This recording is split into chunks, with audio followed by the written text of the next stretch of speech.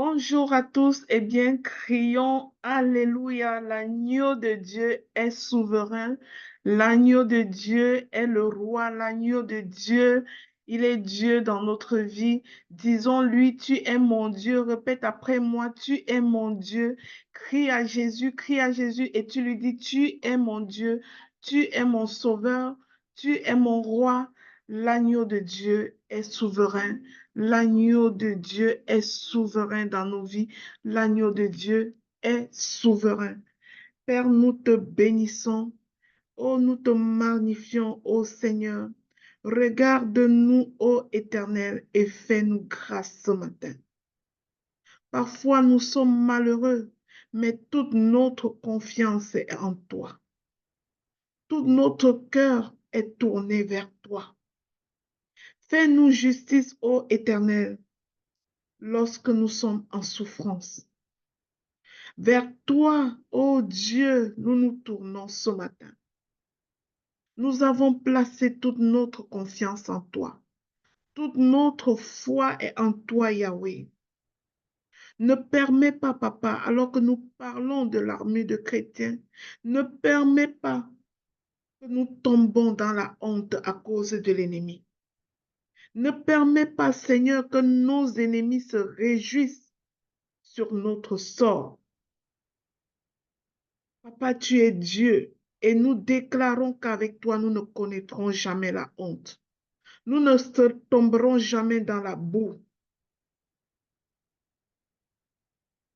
Ô Éternel, montre-nous le chemin. Montre-nous comment marcher avec toi. Nous voulons marcher avec toi comme nos pères dans la foi. Nous voulons marcher avec toi comme Abraham a marché avec toi. Nous voulons marcher avec toi, Papa, comme Joseph, Jacob a marché avec toi. Nous voulons marcher avec toi comme ses pères, pleinement dans la foi. Nous voulons bâtir des alliances avec toi, ô Dieu.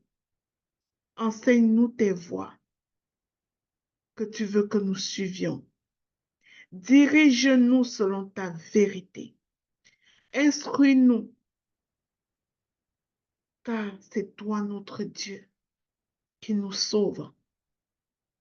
Père, nous nous attendons à toi. Toute cette communauté qui te cherche tous les 7 premiers jours et qui sont accrochés, Seigneur, le regard sur toi, s'attendent à toi. Ô Éternel, veille agir en fonction de ta compassion. Nous savons que nous ne méritons rien, Papa, parce que nous sommes des pécheurs. Mais par ta grâce, tu changes notre nom. Par ta grâce, tu éclaires notre destinée. Par ta grâce, tu nous montres le chemin. Par ta grâce, tu relèves notre tête. Par ta grâce, Seigneur, tu nous sors de la boue. Papa, nous nous attendons à toi à longueur de journée. Ne tiens pas compte de nos péchés. Ne tiens pas compte de nos manquements. Ne tiens pas compte de nos fautes du passé. Traite-nous selon ta grâce. Nous avons foi en toi, Seigneur, car tu es bon, ô Éternel. Oui, tu es bon, mon Dieu, mon roi. Tu es juste. Il n'y a pas d'autre Dieu que toi. Couvre-nous de ce manteau d'humilité, car, Seigneur, ta parole dit que tu guides les humbles sur le sentier de la droiture. Tu enseignes aux humbles le chemin que tu prescris. Alors, Papa, enveloppe-nous du manteau de l'humilité, afin que nous soyons soumis, que nous laissons notre âme être soumise à ta parole qui sera partagée ici aujourd'hui. Papa, qu'il n'y ait d'ombre d'aucune résistance. Je prends autorité dans le nom de Jésus pour neutraliser tout esprit de confusion, tout esprit de distraction, tout mensonge, toute pensée contraire. Et je les soumets à l'obéissance à Jésus. Merci Seigneur de ce que tu es le maître de ce moment. Merci glorieux Saint-Esprit de prendre le total contrôle. Merci oh Dieu de venir régner en ce lieu. J'appelle appelle le règne de Dieu dans ce lieu. Saint-Esprit, viens et fais mystère. Viens et rends témoignage à la parole du Père pour la gloire de notre Seigneur Jésus-Christ, au nom duquel je viens de prier. Amen, amen, amen. Merci mon Dieu. Merci mon roi. Alors acclamons Jésus. Acclamons une fois de plus le roi qui nous a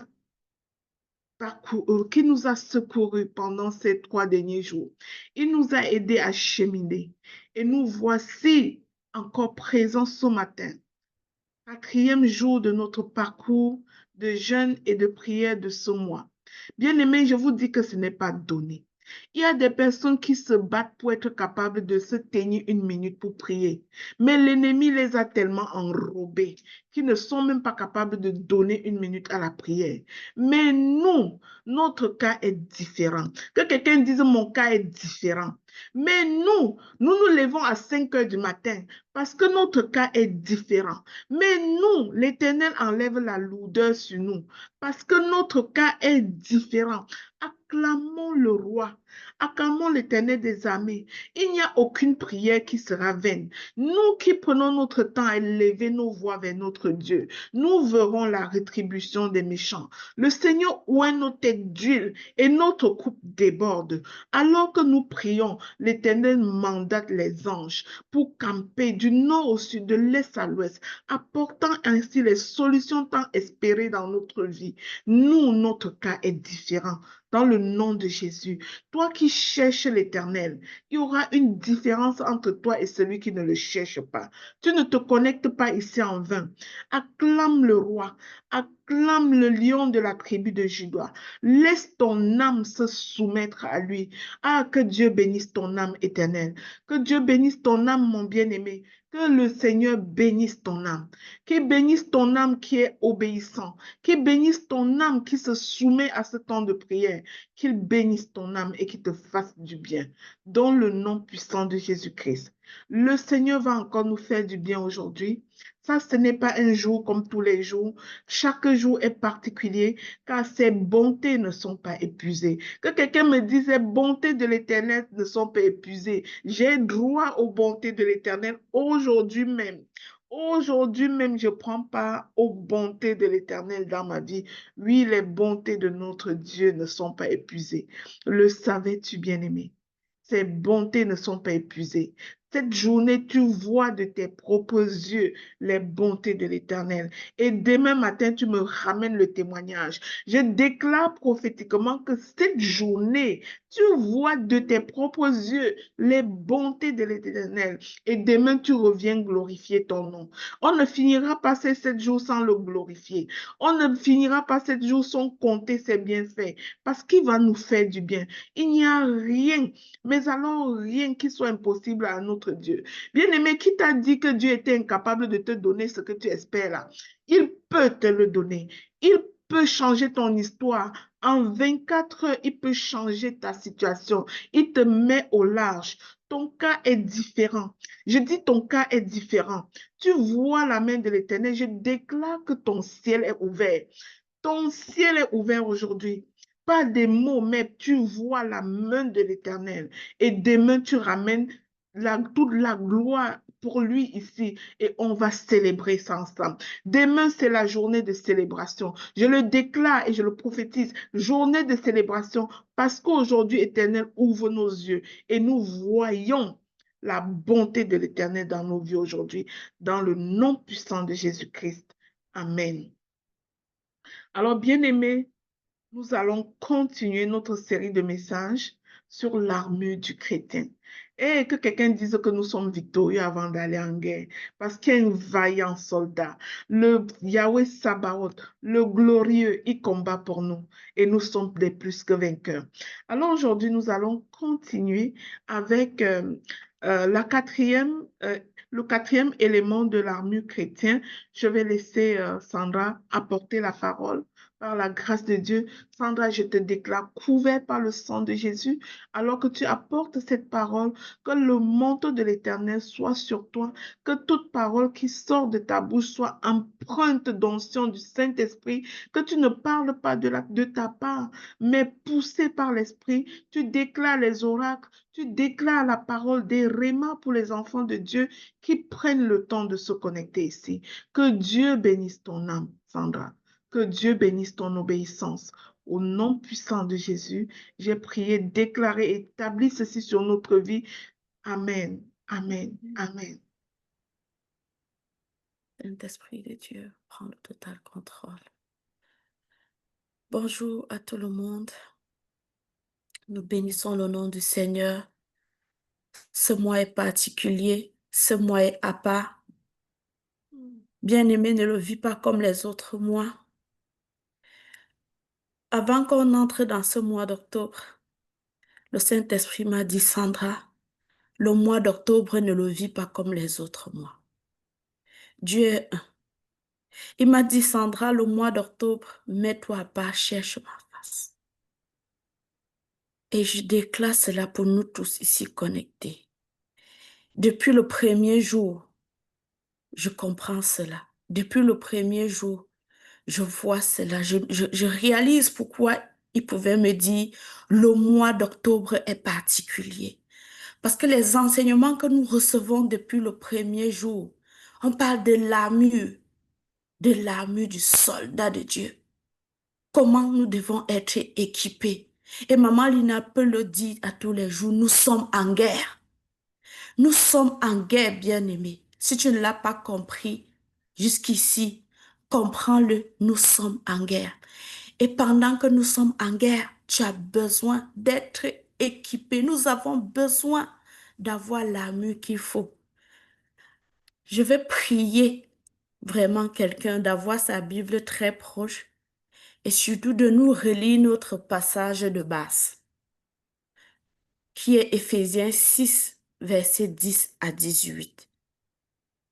C'est ça notre passage de base depuis le 1er octobre. Namalina soit bénie. Soyons tous bénis, nous tous qui sommes connectés, même ceux qui ne sont pas encore là. Je prie que le Saint-Esprit localise chaque personne où elle est. Je prie que le Saint-Esprit accompagne chaque personne. Ah, je déclare que nous sommes favorisés, nous qui sommes disposés dans cette saison, nous qui sommes là, prêts, nous qui avons apprêté nos cœurs pour recevoir les messages de ces 7 jours. Nous sommes mis à part. Ah, bien-aimés, nous ne sommes plus n'importe qui. Parce que le Seigneur est en train de nous équiper et il nous équipe pour une nouvelle saison. Au nom de Jésus. Est-ce que quelqu'un peut le lire, s'il vous plaît? Moi, j'ai le texte tout prêt. Ok, merci. Je lis la parole. Pour conclure, puisez votre force dans le Seigneur et dans sa grande puissance. Revêtez-vous de l'armure de Dieu afin de pouvoir tenir ferme contre toutes les ruses du diable. Car nous n'avons pas à lutter contre les êtres de chair et de sang, mais contre les puissances, contre les autorités, contre les pouvoirs de ce monde des ténèbres et contre les esprits du mal dans le monde céleste. C'est pourquoi endossez l'armure que Dieu donne afin de pouvoir résister aux mauvais jours et tenir jusqu'au bout après avoir tout fait ce qui était possible. Tenez donc ferme. Ayez autour de la taille la vérité pour ceinture.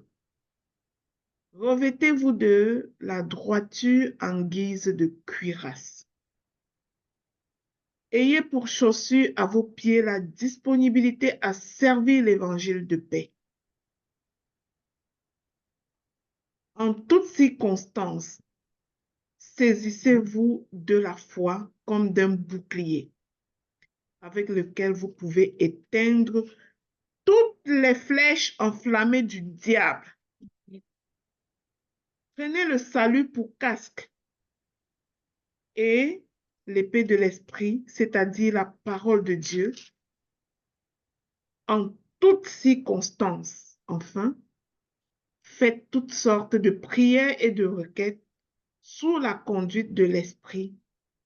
Faites-le avec vigilance et intercédez pour tous les membres du peuple saint. Amen.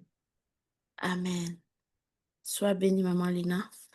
Le premier jour, nous avons parlé de la ceinture de la vérité qui tient toute notre vie chrétienne et qui nous empêche de croire aux mensonges de l'ennemi. Le deuxième jour, nous avons parlé de la cuirasse de justice et le Saint-Esprit, à travers Maman Lina, nous faisait comprendre que la cuirasse de la justice réfère à l'intégrité, à la droiture devant Dieu. Et c'est elle qui protège nos cœurs des accusations de l'ennemi. Hier, nous avons parlé des sandales du zèle de l'évangile. Le zèle qui nous donne la paix de l'évangile, qui nous permet d'annoncer cette paix même. Et ce quatrième jour, dis avec moi le quatrième jour. Ce quatrième jour, qu'est-ce que cette parole nous dit? De prendre par-dessus tout, de tenir ferme par-dessus ce que nous avons vu jusqu'à maintenant, le bouclier de la foi.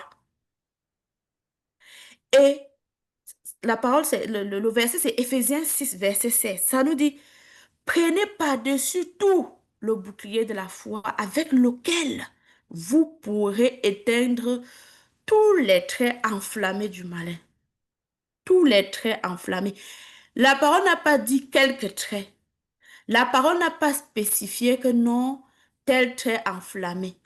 Mais la parole nous dit tous les traits enflammés du malin. Avant d'aller plus loin, nous allons parler du mot bouclier. J'ai pris du temps un peu pour regarder le mot bouclier. C'est quoi le mot bouclier exactement? Dans le dictionnaire, le mot bouclier signifie arme défensive individuelle portée au bras pour parer les jets ou les coups.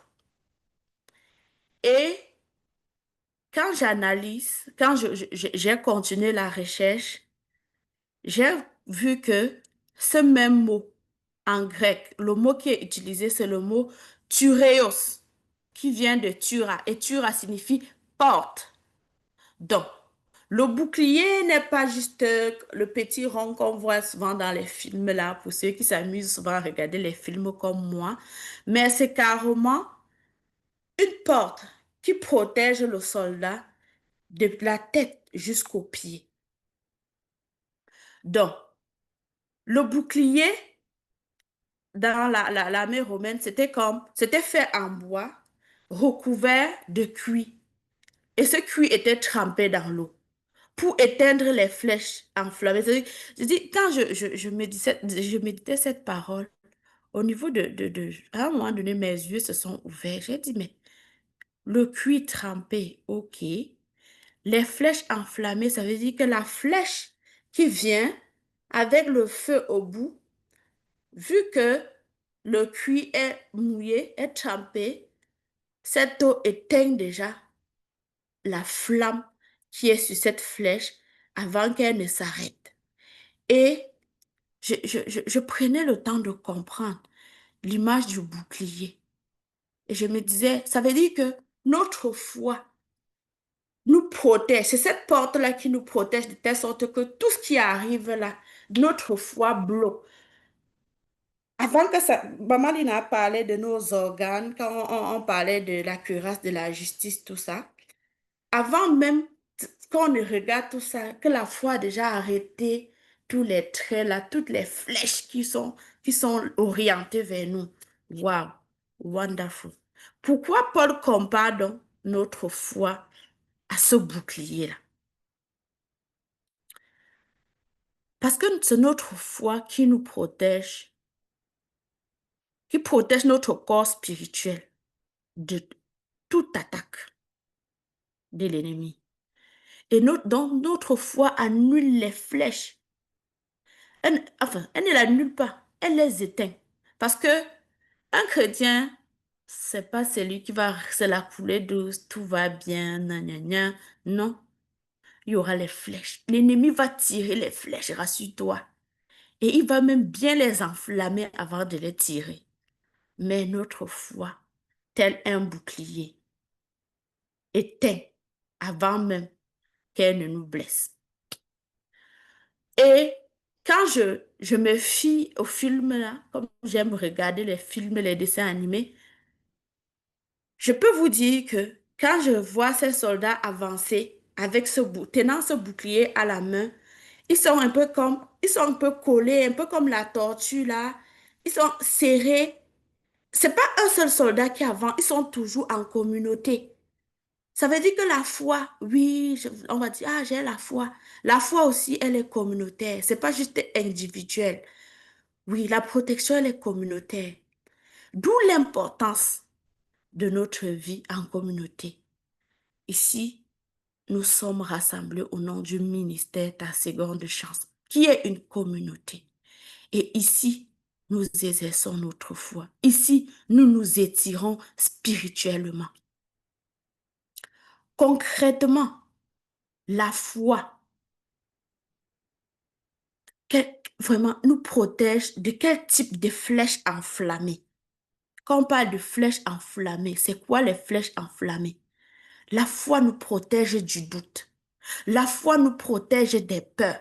La foi nous protège des tentations. La foi nous protège des accusations. Pour ne citer que ces 4 flèches enflammées de l'ennemi. Maintenant, je parle de foi depuis. Quelqu'un va me dire, mais Sandra, la foi même, c'est quoi? Nous avons la définition de la foi dans le passage que je vais prier quelqu'un de lire dans Romains 10 au verset 17.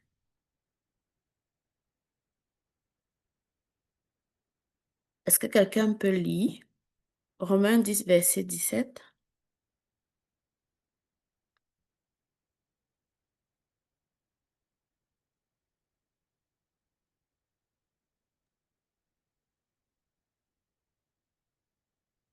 Est-ce que quelqu'un a trouvé? Si personne n'a Romains trouvé, je 10, peux. verset 17.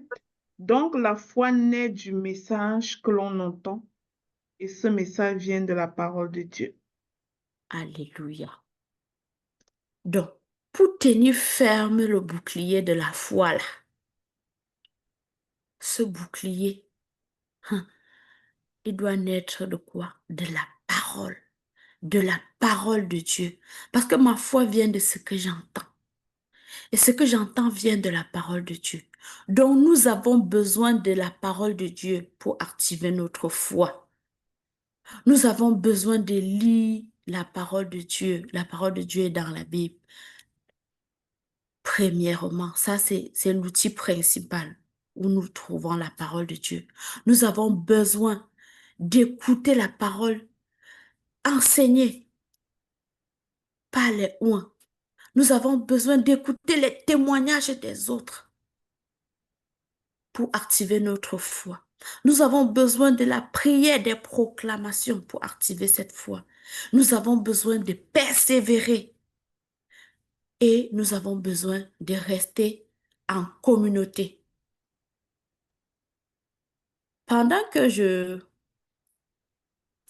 préparais ce message, le Saint-Esprit m'a donné 3 passages, 3, que nous allons analyser maintenant et qui vont nous aider à comprendre réellement, concrètement, comment la foi s'exerce. Le premier passage est tiré de Acte 8, 30 à 31. Est-ce que quelqu'un peut le lire? Acte 8, 30 à 31.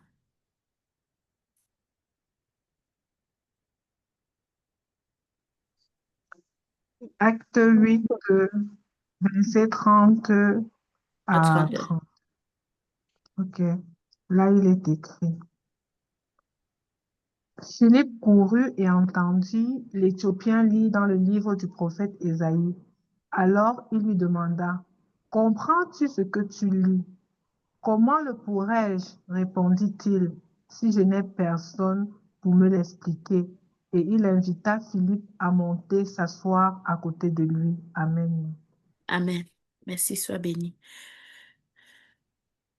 L'Éthiopien, il revenait de l'adoration et il lisait la parole de Dieu. Sauf qu'il lisait, mais il ne comprenait pas. Et Philippe, qui apparaît, lui demande, est-ce que tu comprends ce que tu es en train de lire? Il dit, mais comment je peux comprendre s'il n'y a personne pour m'expliquer? Romains 10, 17 nous a dit que la foi naît de ce qu'on entend.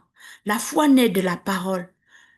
Mais quand la foi naît de cette parole, nous devons comprendre cette parole. Cet Éthiopien, il lisait le passage du prophète Ésaïe et il ne comprenait pas. Il lisait, mais il lui manquait la révélation que seul le Saint-Esprit nous donne. Et le Saint-Esprit est apparu à travers Philippe. Et Philippe a pris le temps de lui expliquer ce qu'il était en train de lire. Donc, l'Éthiopien, il était en train de méditer. Ça veut dire que notre foi a besoin de la méditation de la parole de Dieu. Nous devons méditer la parole de Dieu. C'est la base de notre foi. Notre foi grandit lorsque nous recevons cette parole-là. Cette parole, en la méditant, le Saint-Esprit nous la révèle. Le Saint-Esprit peut nous donner des révélations également au travers des pasteurs, des enseignants, des mentors spirituels. Et lorsque nous poursuivons la lecture de ce passage, nous nous rendons compte que ça ne s'est pas arrêté là. Lorsque il a compris l'explication, il a dit à Philippe, qu'est-ce qu'on attend? Baptise-moi. Ça veut dire que la foi conduit à l'action. Tu as médité la parole, tu as eu la révélation, il faut passer à l'action. Donc, la vraie foi ne reste pas théorique. Elle se manifeste dans les actes concrets d'obéissance. Tu as écouté la parole, tu as eu la révélation, obéis. Maman Lina, à l'entame de cette journée, elle a beaucoup parlé de l'obéissance. La foi est personnelle, mais jamais isolée. J'ai la foi, oui. L'Éthiopien a cru, il a entendu la parole, mais c'est lui-même qui a pris la décision de croire et de se faire baptiser.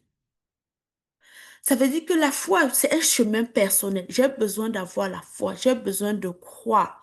C'est ça qui me nourrit, c'est ça qui nourrit mon ministère, c'est ça qui nourrit aussi le ministère des autres. Nous sommes ici. Quand nous nous connectons ici, c'est par cette foi-là que nous venons nous connecter ici pour écouter. Et toutes les personnes, que ce soit les fondateurs de ce ministère même, et toutes les personnes qui passent ici, ils nourrissent ces ministères, ils nourrissent les autres au travers de ces ministères. Et le deuxième passage que le Saint-Esprit m'a donné est tiré de Acte 3 au verset 6. Et dans Acte 3 au verset 6, je vais juste lire le verset 6. Pierre dit, je n'ai ni argent, ni or, mais ce que j'ai, je te le donne. Au nom de Jésus de Nazareth, lève-toi et marche. Je vous donne un peu le contexte. Après la résurrection de Jésus,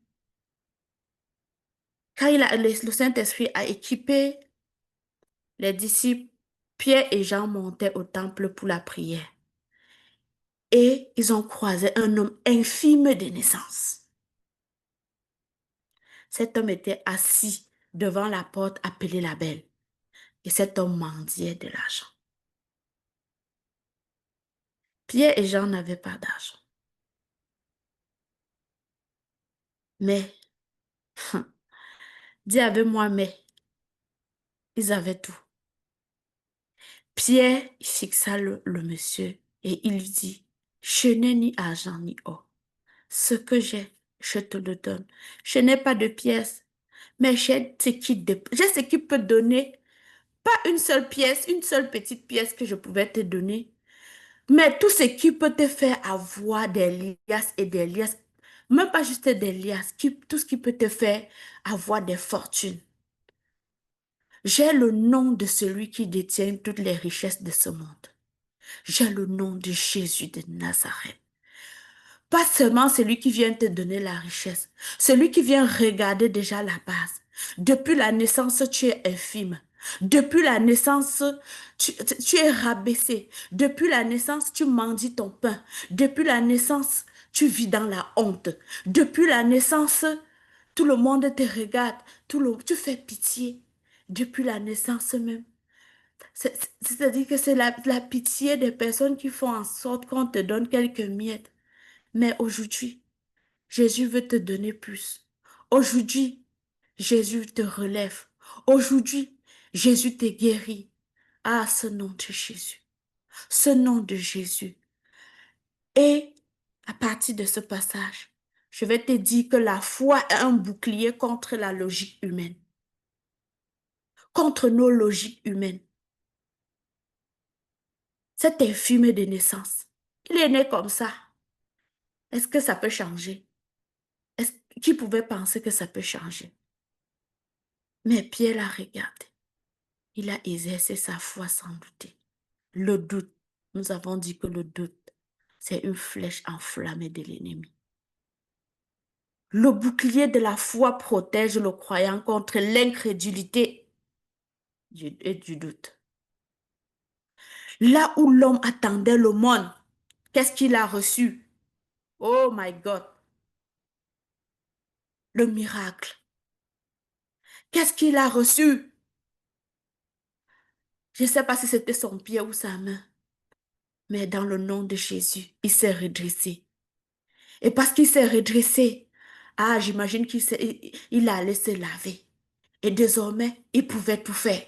Désormais, il pouvait pas juste attendre les miettes. Il pouvait courir. Il pouvait tout faire. Il avait tout. Il avait la joie. Et ce nom de Jésus. Oh my God.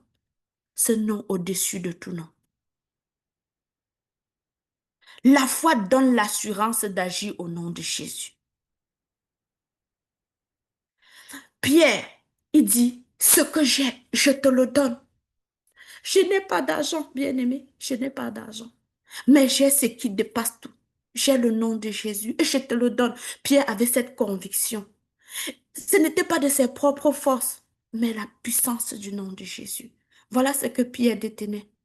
Le bouclier de la foi n'est pas une défense passive, bien-aimé. Il permet d'agir avec assurance, de libérer la puissance divine face aux flèches de la maladie, face aux flèches du manque, face aux flèches du désespoir. La foi transforme les situations impossibles. Et quand je parle de situations impossibles, le témoignage de Maman Lina vient directement dans mon esprit. Elle nous dit souvent que le Saint-Esprit l'a délivrée des tumeurs dans l'intestin. L'homme était boiteux depuis sa naissance. Donc, humainement parlant, c'était une impossibilité. Qui pouvait croire que cet homme qu'on a toujours vu comme le dernier, comme le déchet, cet homme-là, il peut un jour s'élever, marcher, il peut un jour être bien habillé, il peut un jour être, quand on dit qu'il prend de la poussière, il met à la table des rois, il peut être un jour chef d'entreprise, il peut être un jour pasteur. en train de prêcher dans les grandes assemblées. Cet homme-là, boiteux de naissance. Aux yeux des hommes, c'était impossible, bien-aimé. Aux yeux des hommes, c'était impossible. Mais Pierre a levé le bouclier de la foi. Il a parlé avec autorité. Et le miracle s'est manifesté. Prenez, Éphésiens 6, verset 16 nous dit, prenez le bouclier de la foi avec lequel vous pourrez éteindre tous les traits enflammés du malin. Ici, la foi a éteint le trait du désespoir et de l'infimité dans la vie de cet homme. La foi est comme une ressource inépuisable. Pierre n'avait pas de ressources matérielles, or argent, parce que ça finit, ça s'épuise. Pierre avait la ressource spirituelle, illimitée, bien-aimé. La foi en Jésus est illimitée. Le bouclier de la foi nous rappelle que notre vie, notre vraie sécurité et nos vraies richesses ne sont pas matérielles. Je peux posséder une grande et belle maison. Les flammes vont venir, vont mettre tout ça au sol en un clic.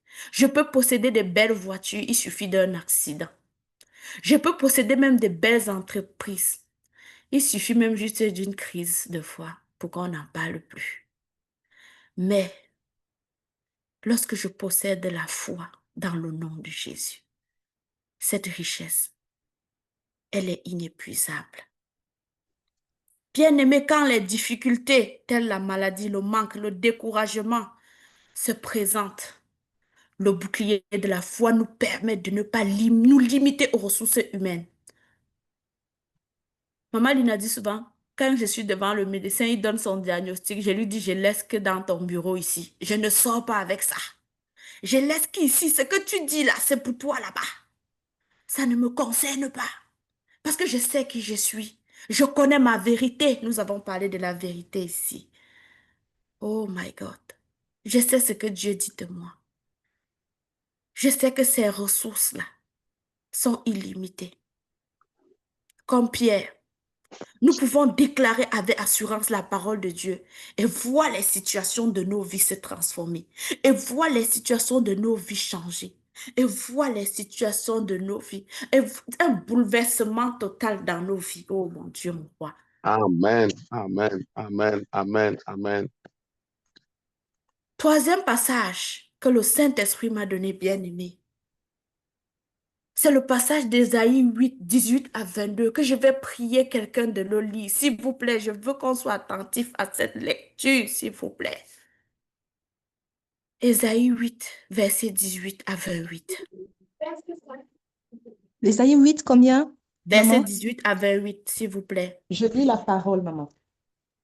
Merci. Amen. Sois béni. Ésaïe 8, verset 8 à 18. La parole dit, « Il pénétrera dans Juda, il débordera et inondera. Il atteindra jusqu'au cou.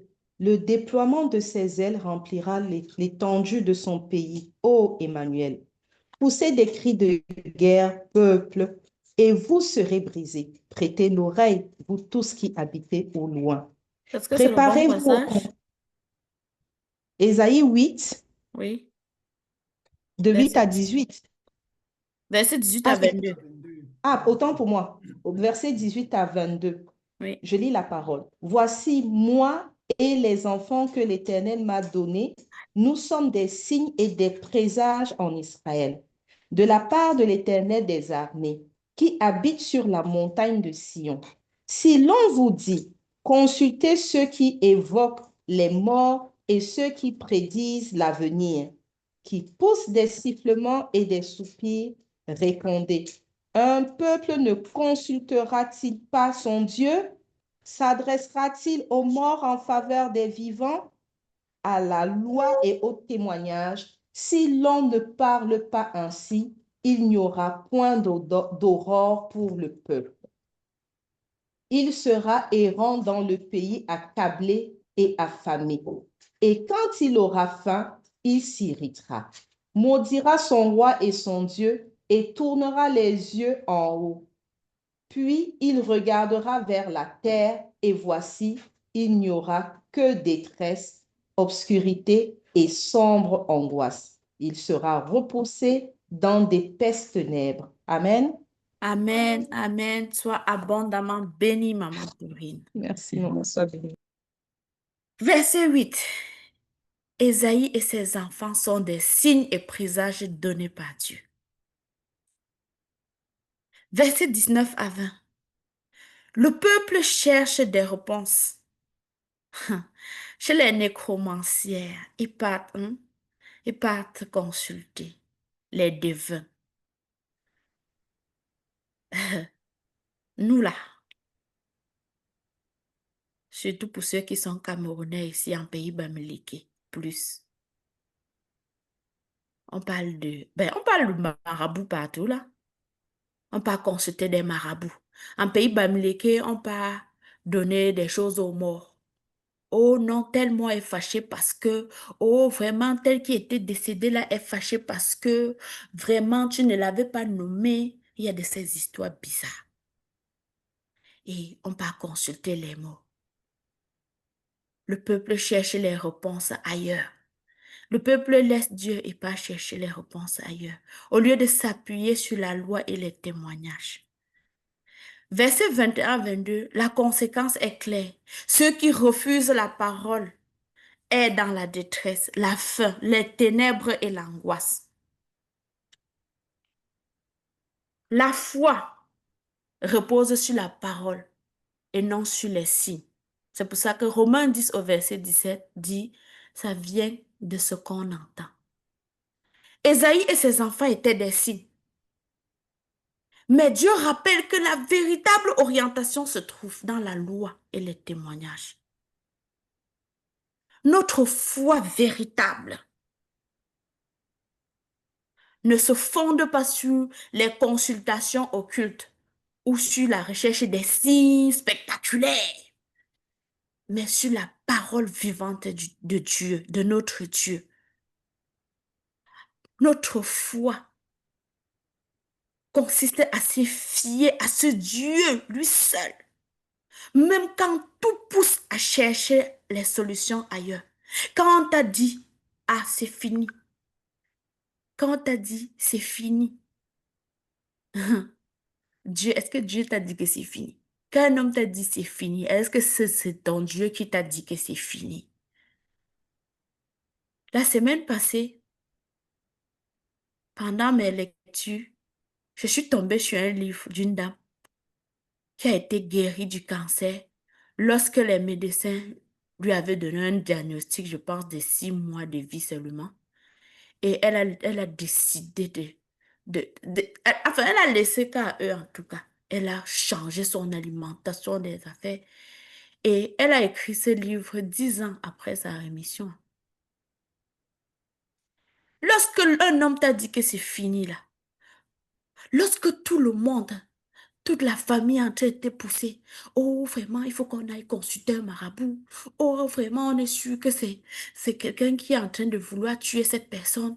Il faut qu'on aille consulter. Il faut qu'on aille chez le féticheur. Il va nous donner des choses pour nous protéger. Hey, ma soeur, n'oublie pas ce qu'on te dit dans le ministère de la seconde. La parole de Dieu te dit quoi?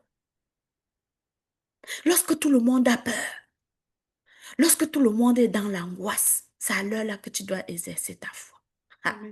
C'est à l'heure là que tu dois dire le nom de Jésus là. Amen. Le nom au-dessus de tout nom. Oh my God. La foi rejette l'occultisme et fait confiance à Dieu seul. Je suis le Seigneur ton Dieu, tu n'auras aucun autre devant ma face. Amen. Amen. Consulte Amen. Dieu lui Amen. seul.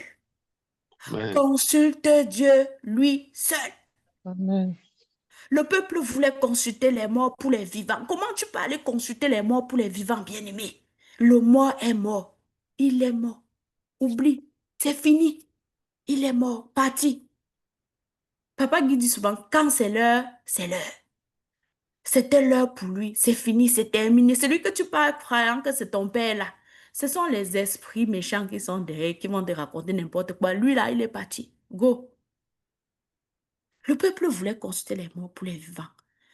La foi authentique ne cherche pas les lumières dans les ténèbres. Tu ne vas pas aller... Des fois même, ces marabouts-là, ils utilisent même le nom de Dieu. Comment tu peux aller chez le marabout chercher, on vient de dire que Dieu, il faut lui demander qu'il s'agit duquel. Parce que Dieu n'est pas là-bas. La foi s'appuie uniquement sur Dieu comme source de vérité et de direction. Et la foi ferme la porte au compromis spirituel. Dis avec moi compromis spirituel. Compromis spirituel. Tu vas rester là, ah non, non, je suis ancré en Christ. Dès qu'il y a quelque chose, dès qu'on commence un peu à dire, ah Sandra, tu ne penses pas que la maladie, si tu dois un peu consulter, tu dis oui, allez un peu là-bas, on va un peu dire, on va un peu voir. Tu es déjà tombé dans le compromis. Dis, je me fie à ce que mon Dieu dit. Ce que je vois, la maladie, si ce n'est pas ma vérité. Ma vérité, là, c'est Jésus de Nazareth. Il dit, je suis le chemin, la vérité et la vie. Il est la vie et c'est lui que je suis. L'absence de foi conduit aux ténèbres, bien-aimés. Ceux qui refusent la parole vivent dans la détresse, la faim et les ténèbres. Sans la foi en Dieu, il n'y a ni espérance ni lumière. Amen. La foi est ce Amen. qui nous fait sortir des ténèbres vers la lumière. Amen. Tu ne peux pas être dans la foi et tu retournes encore là-bas. C'est que tu es dans la lumière. Toi-même, tu décides encore de porter ton corps et de rentrer dans les ténèbres. Comment? La foi, c'est choisir la lumière de la parole au lieu des ténèbres de l'incrédulité. Restez là un peu, que bon, ok, comme la situation c'est comme ça, est-ce que Dieu peut même faire? Est-ce que Dieu va même faire? Non, non, on te dit que non, sœur Sandra, toi-même tu ne vois pas qu'on doit un peu consulter. Toi-même tu ne vois pas que, non, je ne vois rien, je vois le nom de Jésus. La foi se fonde sur la parole de Dieu. La foi, c'est faire confiance à Dieu seul pour la direction de notre vie. Oh mon Dieu, le manque de foi nous conduit dans l'angoisse. Et c'est pendant que nous sommes dans l'angoisse que l'ennemi vient avec toutes sortes d'idées. Et il vient nous faire chuter. Je vais terminer cet enseignement avec un témoignage. J'ai parmi mes petites sœurs une qui a eu un parcours sans faute. Quand je vous dis parcours sans faute, c'est vraiment parcours sans faute. Le genre d'enfant qui naît, tout est vraiment, la vie est belle. Elle a tout ce qu'il faut. Parcours sans faute jusqu'à son master. Elle a eu son bac. Avant même d'avoir son... C'est-à-dire qu'avant même d'avoir le baccalauréat, son avenir était très bien tracé. Elle savait qu'elle part en Allemagne continuer ses études, ça ne souffrait de rien. Il y avait déjà les dévanciers qui vont gérer tout ça. Tout s'est bien passé par la grâce de Dieu. Elle n'a pas eu besoin de jeûner et prier. Le destin était tracé. Jusqu'au master, tout a réussi à cet enfant. Et puis, une fois même, en Allemagne, elle a rencontré son cheminant qui est devenu plus tard son époux. Donc, elle n'a même pas eu de la misère à dire que mariage, c'était trop facile, c'était clair. Mais, quand elle s'est mariée,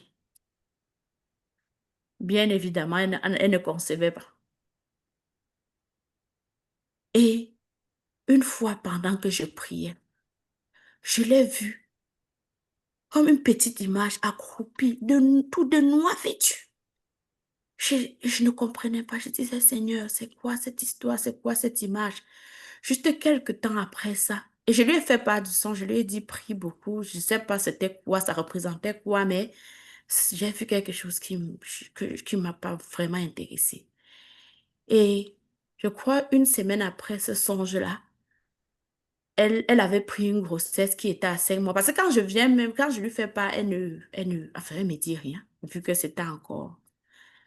Et puis, c'est quand elle arrive à l'hôpital, on dit que l'œuf, parce que c'était encore à 5 semaines, l'œuf n'est même pas viable et tout, on évacue. C'est là où elle m'appelle, elle me dit, voilà, voilà.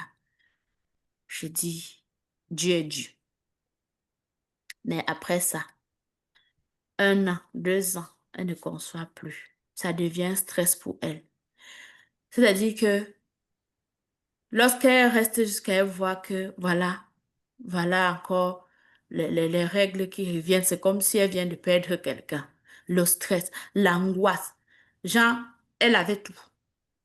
Enfin, tout, quand je dis tout sur le plan matériel, tout ce que quelqu'un de normal peut dire, bon, voilà, ça va, j'ai quand même mon petit confort. Mais l'enfant, non. Vous savez, les petits titillements dans les belles familles et tout, même sa propre famille, là, on va t'angoisser à longueur de journée, c'est chacun qui va t'appeler, mais c'est même comment. Et j'ai commencé à prier, vraiment à mettre le genou par terre pour cette fille. Et je suis allée à une retraite avec ça comme intention. Même ici au ministère Ta Seconde Chance, pendant c'est un mois de 7 jours, j'avais toujours ce sujet. Je soupirais après ce sujet. Lorsque je suis arrivée à cette retraite-là, je priais pour elle et c'est le dernier jour que je me rends compte que la dame avec qui j'étais assise depuis les 3 jours de la retraite, elle était enceinte et c'est là où elle me dit, ça fait 10 ans qu'elle cherche. Je lui dis, je me connecte à toi pour ma petite sœur. Je lui ai fait part de la situation, on a prié. Je crois 2 mois après, on allait à Abidjan à la retraite. On arrive à Abidjan. Je partage le lit avec Docteur Dorian.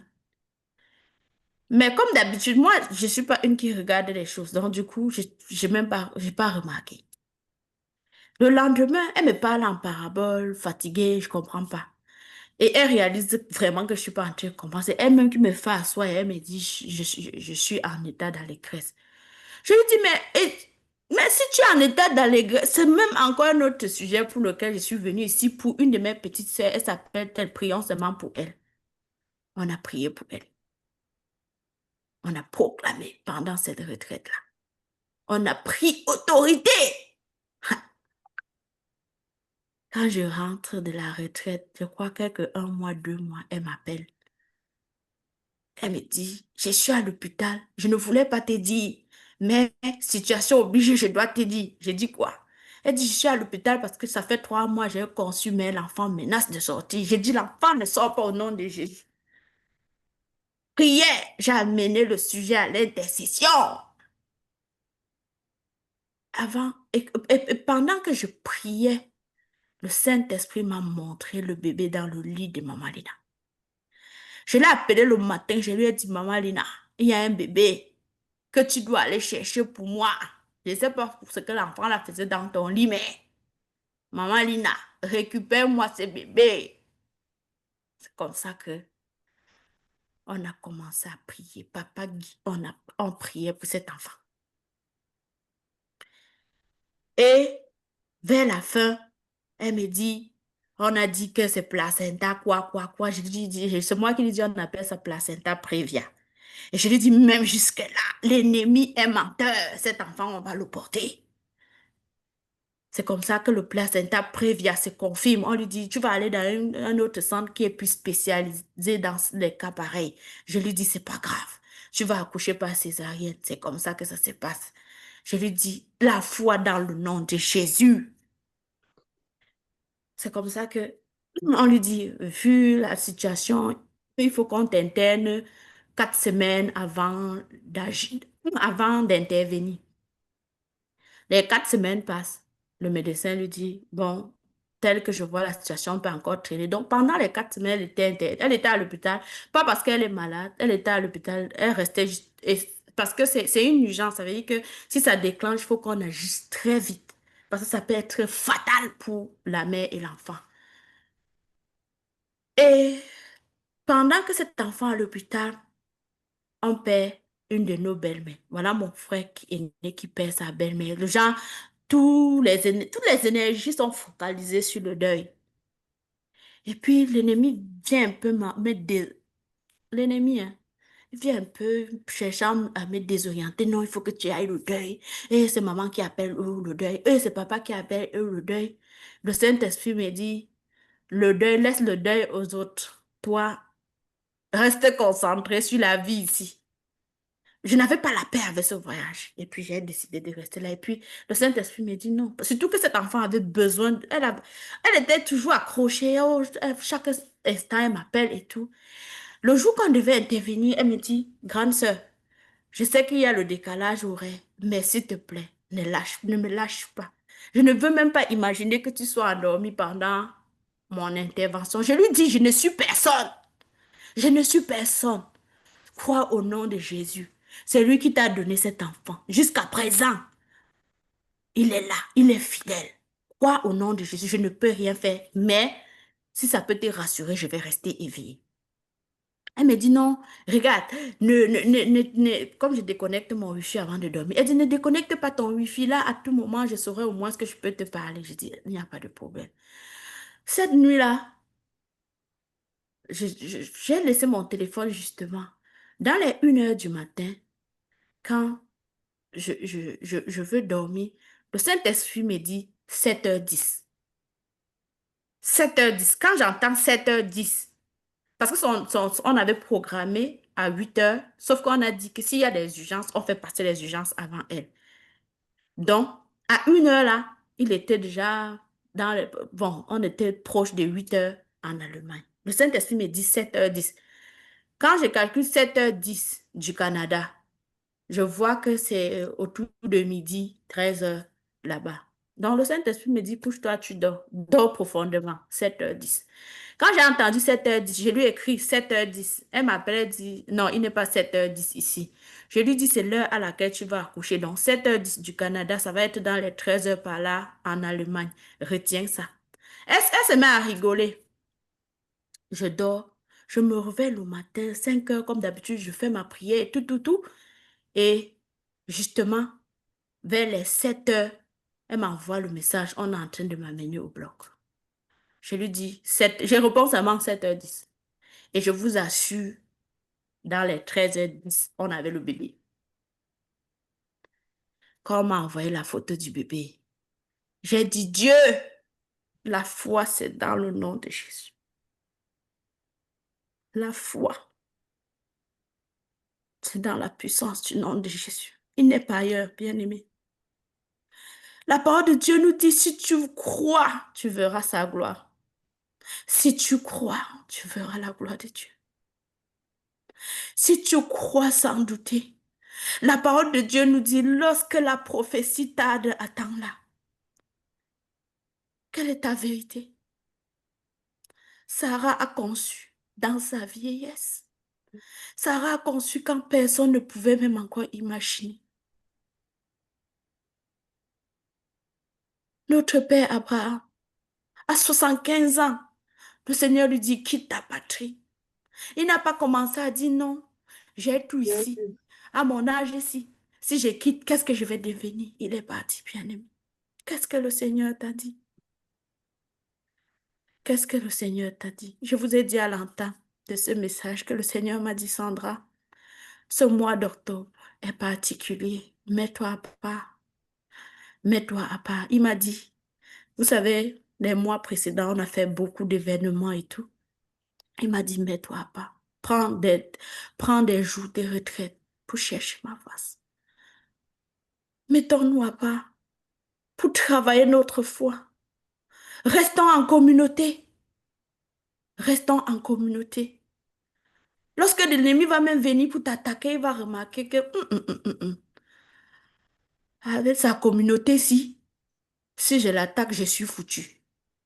Et même quand il va t'attaquer, l'intercession est là. La foi n'annule pas les flèches. Mais la foi, ça amortit, empêche que ça vienne transpercer ton cœur. Oh bien-aimé, peu importe ta situation, Même si tu vis cette situation depuis que tu es né, crois au Seigneur Jésus. Nous ne sommes pas ici pour rien. Nous sommes ici parce que le Seigneur a appelé quelqu'un. Quelqu'un qui était brisé. Quelqu'un qui était brimé. Qui a souffert du rejet de la population, de l'insulte. Qui a souffert de tout ça. Mais malgré tout, le Seigneur a gardé sa foi. Le Seigneur l'a appelé. Aujourd'hui, on prend soin des orphelins. Mais on est une communauté. On vient exercer nos foi. Voilà pourquoi, bien-aimé, lorsque le Seigneur te fait du bien, tu dois témoigner. Tu dois venir en communauté témoigner. Parce que ton témoignage édifie tes frères et tes sœurs. Ton témoignage aide les autres. Et lorsque tu passes par des situations difficiles, ne pas dire aux incrédules, aux personnes qui ne croient même pas en Dieu. C'est pour ça que tu dois rester dans ta communauté chrétienne. Quand tu passes par des situations difficiles, viens partager avec nous. Envoie le sujet à l'intercession, viens prier avec nous. Dieu est Dieu. Et tu as ta foi individuelle et la foi de la communauté aussi. Parle pour toi. Au nom de Jésus. Amen. Maman Lina, je remets le micro. Amen. Amen. Kerevika sekerevika sheke. Orika shekerevika seke. Oh Seigneur, je te bénis, je te rends grâce pour ce message si puissant que toute personne qui s'est assise aujourd'hui, qui a écouté ce message, oh Seigneur, que ce message descende. Que ce message porte du fruit et en abondance. Que ce message parle à tout un chacun. Que ce message permet à tout un chacun, oh, de rentrer en profondeur d'elle-même ou de lui-même pour voir si vraiment il expérimente cette foi-là. Si jamais tu es quelqu'un qui doutait aujourd'hui, oh, mets au défi l'ennemi. Mets au défi le diable, oh, pour lui dire que la foi, c'est ton Dieu et que cette foi-là, c'est Dieu, c'est Jésus. Quand il dit, n'ai-je pas dit que si tu crois, tu verras la gloire de Dieu et dis à l'ennemi que tu n'as rien à craindre. Tu n'as rien à craindre car tu as les armures du Seigneur. Tu as les armures de Dieu avec toi. Aujourd'hui, je parle comme ça, papa. Oh Seigneur, c'est toi qui me pousse à parler. Saint-Esprit, c'est toi qui me pousse à parler comme ça. Et que chacun saisit. Si vraiment ce message t'a parlé aujourd'hui, tu saisis ta part, tu saisis ta portion. Et nous avons foi que les témoignages pleuvront. Oh, je vais chanter. On ne peut pas finir ça sans louer la gloire de Dieu. Et que tu ouvres vraiment ton cœur. Ce chant qui va venir parle de la puissance de notre Dieu. Et que vraiment, maman, je vais demander un peu de temps pour que ce chant-là, cette louange-là descende parce que nous témoignons de la puissance de notre Dieu. Oh Seigneur, nous marchons par la foi et non par la vue. Merci, Papa. Jésus, tu es puissant. Tu es puissant, tu es le vainqueur de la tombe. Alors nous allons reconnaître cela. Nous allons clamer sa puissance. Amen. Jésus, tu es puissant. Le vainqueur de la tombe.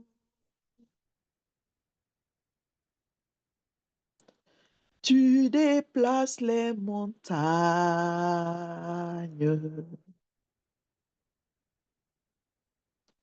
Jésus, tu es puissant. Tu répètes avec moi derrière ton micro. Jésus, tu es puissant.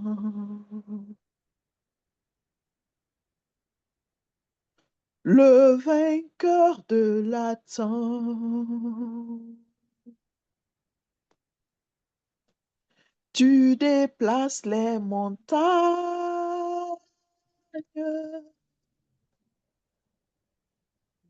Jésus, tu es puissant. Nous triomphons dans le nom de Jésus. Nous avons la victoire dans le nom de Jésus. Le Christ sur le trône, nous le déclarons.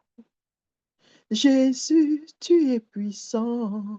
Jésus, tu es puissant. Jésus, tu es puissant. Le vainqueur de la temps.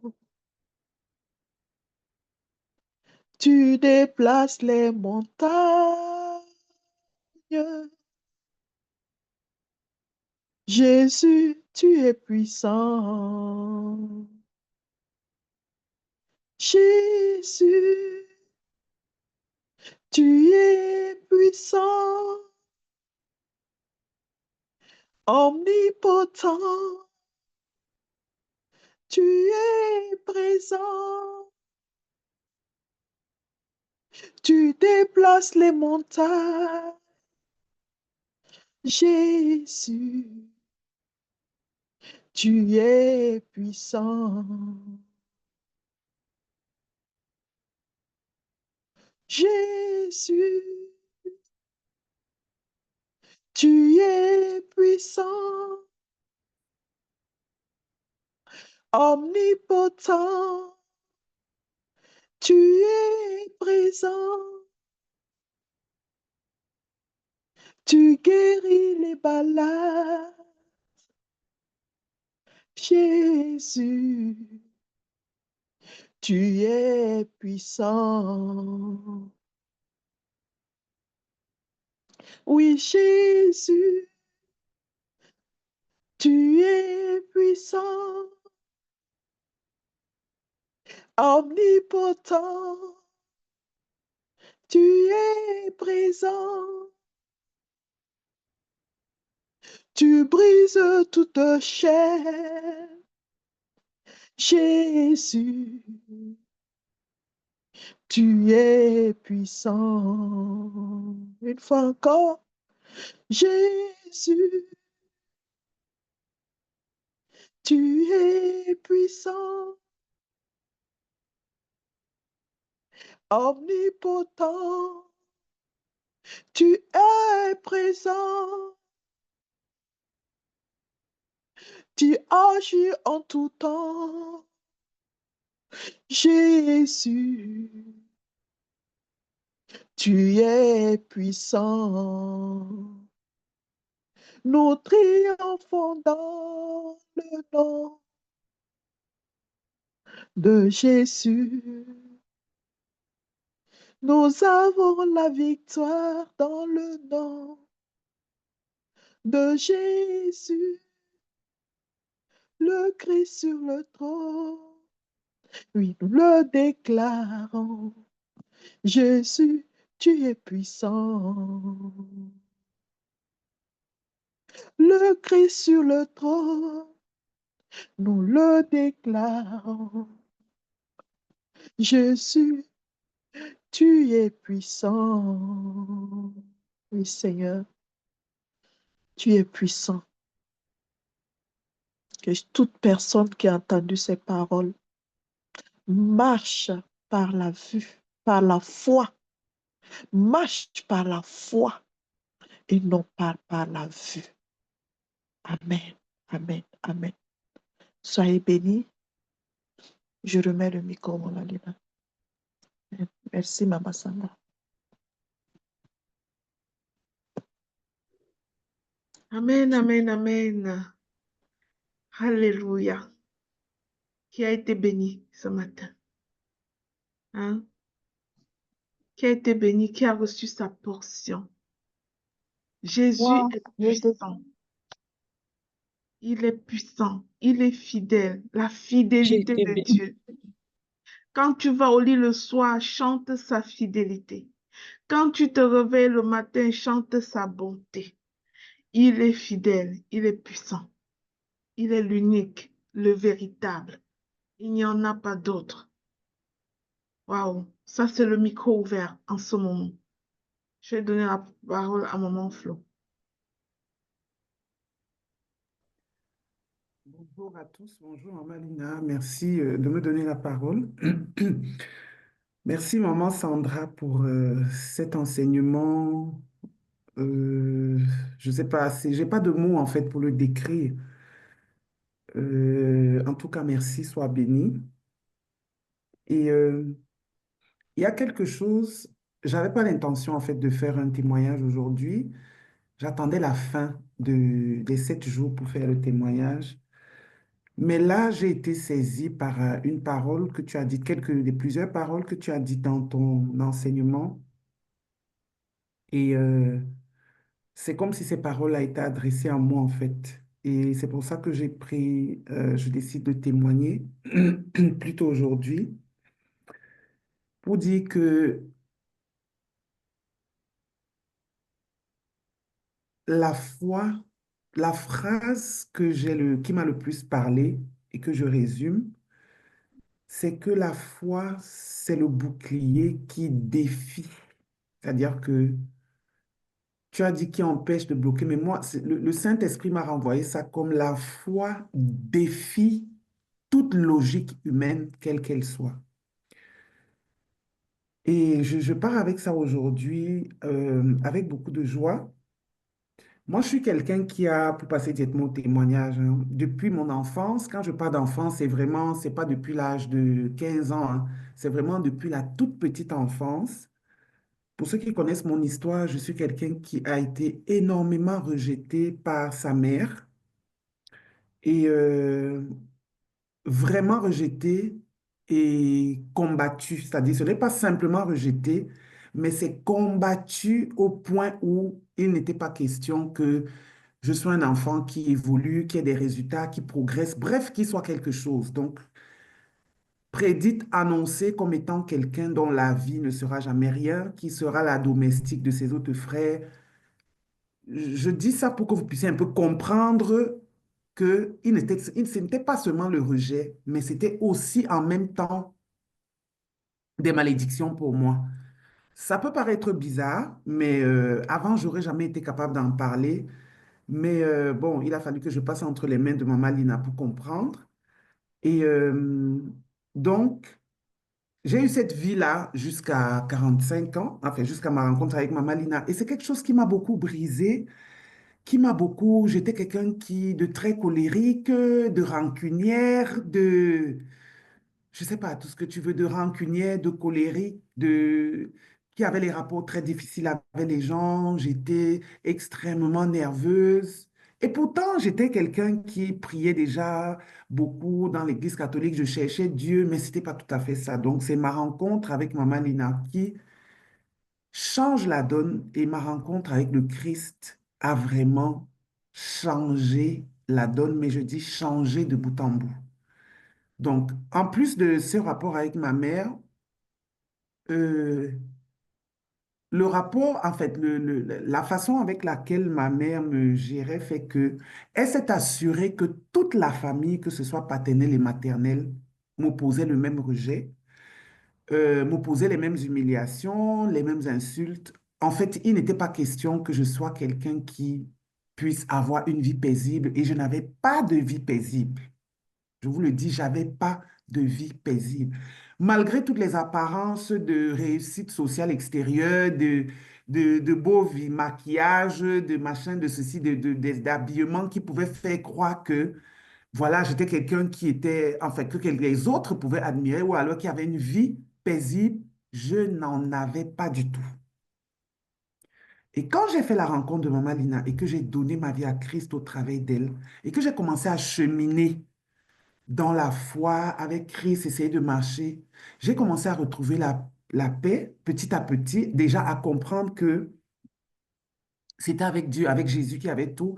Mais j'ai surtout commencé à expérimenter cette paix dans les situations difficiles et je me suis rapproché de ma mère pour aller lui demander pardon alors que ça faisait 7 ans que je ne lui avais pas parlé du tout.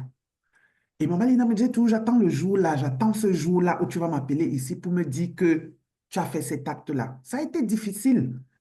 Mais quand je l'ai fait, moi-même, je n'avais plus le contrôle sur moi. J'ai été frappée par le Saint-Esprit un matin alors que j'étais en train de prier qui m'a dit, aujourd'hui, c'est aujourd'hui. Souvent, quand j'entendais les gens dire, oh, l'Esprit m'a parlé, Dieu m'a parlé, je disais que, mais les gens, si eux, ils racontent même quoi?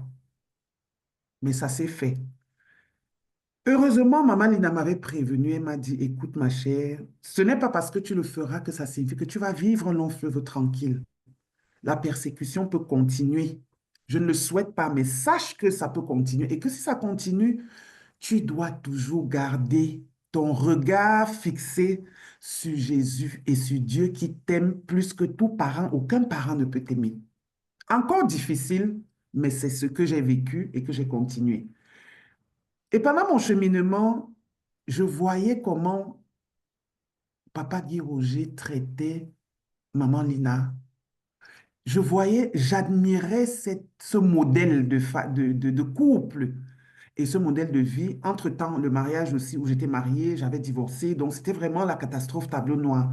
Je disais tout, Seigneur, comment je vais faire? Comment on peut faire pour être un couple aussi fusionnel, pour avoir tant de symbiose, pour être tant... Je disais toujours que c'est mon modèle de famille. Et pendant que je cheminais contre toute attente, j'ai fait une rencontre et je viens ici pour témoigner et dire que hum, Dieu, Jésus, il n'y a rien, c'est la seule personne qui peut vous donner tout ce que vous demandez et même au-delà de ce que vous demandez. Je crois qu'il y a même une parole d'Éphésiens qui le dit, qu'il est le seul qui peut nous donner au-delà de ce que nous espérons. Donc j'ai fait une rencontre contre toute attente, hein, je ne peux pas dire, mais il a fallu que je passe par une certaine restauration à la fois intérieure, spirituelle d'abord, et j'ai fait cette rencontre, et j'avais compris hein, que cette rencontre, c'était vraiment, c'était la main de Dieu en fait. Je ne l'ai pas compris au travers des prières. Ici, l'intercession du réseau de la seconde chance, les gens ont prié, il y a des gens qui ont reçu des révélations ici dans l'intercession personnelle par rapport à cette rencontre pour dire qu'il y a Dieu dedans. Et je vous dis que j'ai toujours nourri le rêve d'avoir un couple comme celui que je voyais, fusionnel dans la vérité, harmonieux, paisible, pas de cris, pas de... C'était mon rêve. Et je veux vous dire ici que Dieu a répondu à ce rêve. Je me suis mariée à 51 ans. Personne ne... J'ai été dotée comme une jeune fille de 15, de 18 ans qui était vierge. Toutes les personnes dans ma famille, c'est-à-dire que qui étaient dressées contre moi, qui me rejetaient, qui m'accusaient de tout, on peut appeler, je peux appeler ça entre guillemets les ennemis, ils se sont tous levés. C'est-à-dire que comme si ils avaient toujours été mes amis et comme s'ils avaient toujours milité, c'est-à-dire que pour mon épanouissement. Ça, c'est Jésus qui peut faire ça. Et c'est dans la prière. Et donc, cette situation a été portée, c'est-à-dire la rencontre, le mariage, a été porté toujours dans la prière. Je n'ai rien fait, comme Maman Lina nous enseigne tous les jours dans les enseignements ici.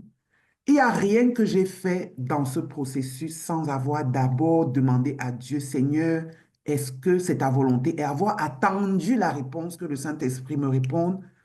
Seigneur, est-ce que c'est ça ta volonté? Est-ce que tu veux que ça se fasse comme ça? Je me suis mariée un an après, un an et demi après à l'église et je suis partie ensuite au Cameroun. Ma famille, et j'allais dire que ma belle-mère a demandé que je vienne au Cameroun pour que, je vais dire ça en patois, si quelqu'un était de ma langue vernaculaire, c'est facile à comprendre, mais je vais traduire littéralement en français.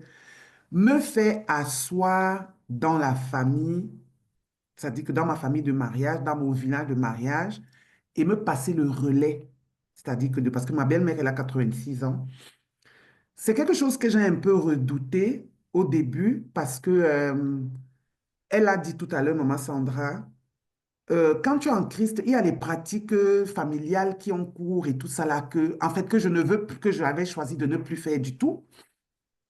et que je voulais plus. Et donc, ma prière était tout le temps. J'en ai même parlé avec Maman Lina, qui me dit, mais vraiment, oh, tu as dit en Jésus, pourquoi encore il faut aller faire les trucs traditionnels et tout? J'explique et dis, j'avais ma prière, c'est que Seigneur, si dans cette chose, dans ce qui va se passer, tu sais que il y a quelque chose qui ne vient pas de toi ou qui ne va pas, qui va comporter d'autres pratiques autres que ce que tu nous demandes, ce que tu nous enseignes, c'est-à-dire que la parole de Dieu, Seigneur, fais en sorte que tout ça, que ça échoue en fait. Et ça a été ma prière tous les jours. Et le jour de où il y avait cette cérémonie-là, donc il y avait des personnes qui étaient venues de partout, le village était réuni. La seule chose que j'ai reçue, donc, à l'occasion de cette, si on peut dire ça, intronisation, en privé, dans sa chambre, ma belle-mère a dit, je te laisse une seule chose, Dieu. Je te laisse Jésus.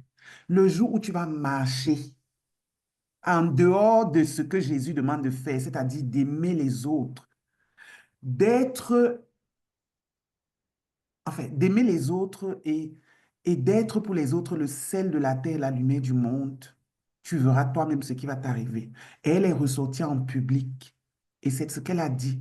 Je ne lui laisse pas les biens, je ne lui laisse pas l'argent, je ne lui laisse pas, je lui laisse une seule chose, Jésus. Et c'est avec Jésus que je demande qu'elle marche. Je lui laisse ça. Et le jour où elle marchera en dehors de ça, c'est pour ça que j'ai parlé, parce que il y a une parole, je crois, l'acte, que ce que Pierre avait dit au paralytique, je n'ai pas d'argent à te donner, mais j'ai le nom de Jésus à te donner. Et ça a du coup connecté avec ça. C'est pour ça que j'ai fait ce témoignage pour dire, elle, cette maman a dit, je te laisse Jésus, rien d'autre. Elle l'a dit en privé, elle l'a dit en public. Et je voudrais dire que j'ai vécu quelque chose, pas seulement moi, mais toutes les personnes qui étaient là, quelque chose d'exceptionnel. La personne qui avait été rejetée pendant des années que j'étais, qui avait été victime d'injustice, je dis, de la part de ma propre famille, pas d'autres. J'ai reçu, par la grâce de Dieu, ce jour-là, des honneurs de toutes les contrées. Je ne vous parle pas d'un village, mais je vous parle de contrées. Il n'y a que Dieu qui est capable de faire ça. Toutes les personnes de ma famille, je dis toutes sans exception, qui ont toujours œuvré et milité, je dis que même les ennemis sont devenus les acteurs, c'est-à-dire que de l'honneur me concernant. J'ai reçu les bénédictions, je dis les gens bénissaient sans s'arrêter. Et il n'y a que Dieu qui est capable de faire ça. Et je crois que le fait d'avoir donné ma vie à Christ, d'avoir cherché à servir Dieu, d'avoir recherché la face d'être, parce que ce n'est pas fini, hein, je ne dis, je ne parle pas ici comme quelqu'un qui a déjà atteint le sommet dans la vie avec Christ, mais lorsque tu marches avec Christ, c'est le seul qui te donne ce dont tu as besoin. Parce que Maman Lina disait encore que nos besoins ne sont pas forcément les besoins de Dieu. Mais c'est le seul qui est capable de t'élever là où personne, de là où tu as été humilié, rejeté. C'est le seul qui est capable de faire que toi qui as été la pierre rejetée, tu deviennes la pierre angulaire. Et pour dire que Dieu m'a donné, il ne s'appelle pas Papa Guy Roger, mais c'est je veux dire, c'est comme une ombre de Papa Guy Roger. Un homme qui te donne la paix. C'est-à-dire que quand tu es avec si je n'avais jamais connu ça, jamais expérimenté, et c'était ma prière et c'était mon rêve. Un partenaire qui t'honore, qui te donne la paix et qui t'accompagne et qui veille comme si c'était un petit enfant à ce que tu sois toujours en paix, qui ait toujours la paix et que tu sois toujours heureux. Il n'y a que Dieu qui est capable de faire ça. Je n'avais jamais avant penser que c'était possible. C'est avec Maman Lina et Papa Guy Roger que j'ai vu que c'était possible de vivre un mariage harmonieux et un mariage en paix. Et le fait que je me sois connectée à à cette onction qu'ils ont, je voudrais dire ici que s'il y a quelqu'un ici qui a des doutes sur ce que Dieu peut faire, sur ce que Jésus peut faire. On vient d'entendre Maman Sandra parler. Je vous en supplie, je vous en conjure, soupirez au Saint-Esprit pour qu'il vous ouvre vos yeux et vos oreilles spirituelles si vous avez des doutes. Sarah qui a conçu à 90 ans. Dieu peut faire, Jésus peut tout faire. L'âge ne veut rien dire chez Dieu. On l'a vu avec Sarah, on l'a vu avec Abraham. À quel âge il a été père? Alléluia. Gardons seulement nos yeux rivés sur Jésus. Rien n'est impossible. Rien n'est impossible.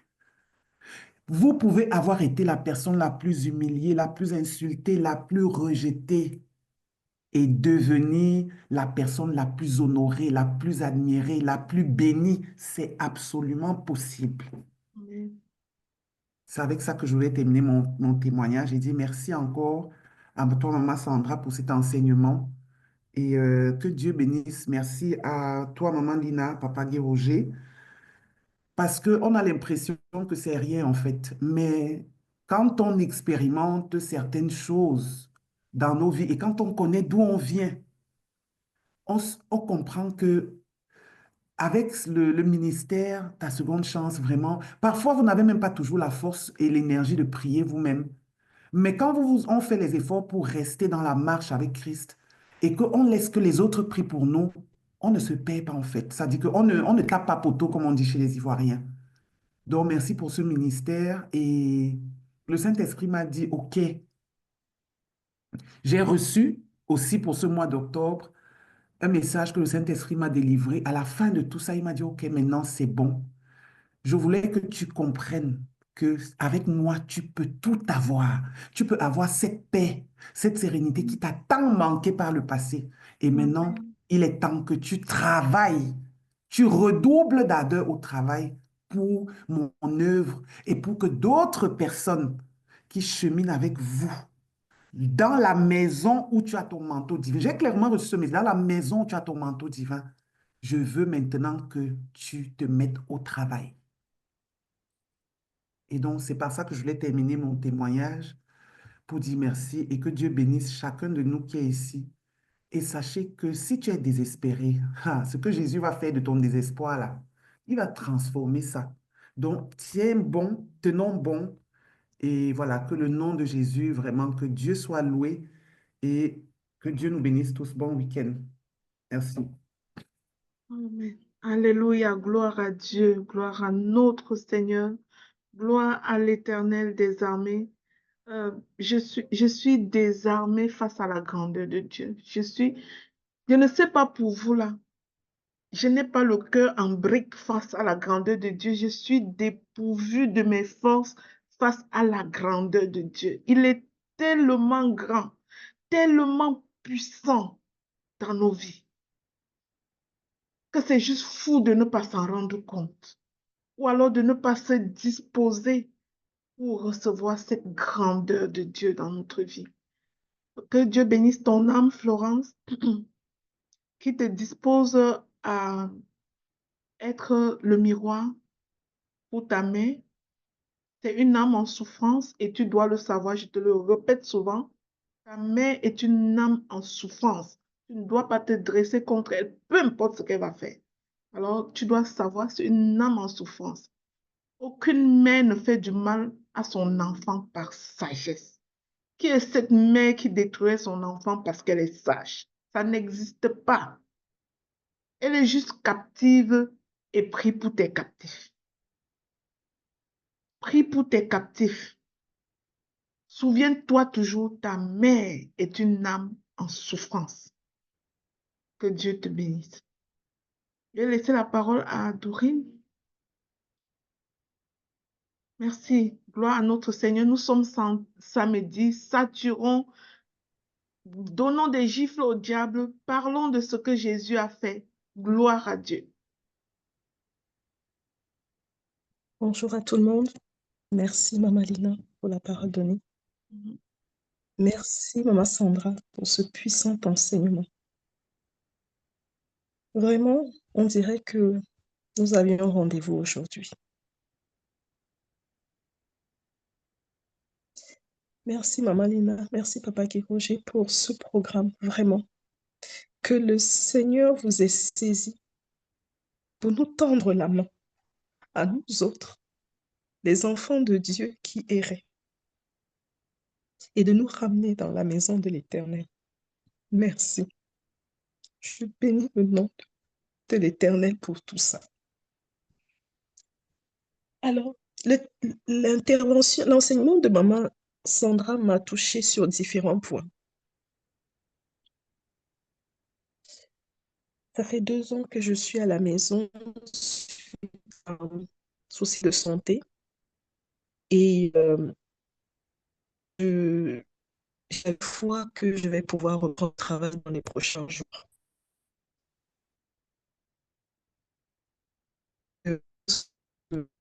Reprendre, valider la reprise. Ça fait presque 1 année que j'insiste pour une reprise. J'ai vu le médecin du travail le mois dernier. Il a dit, ça sent pas bon.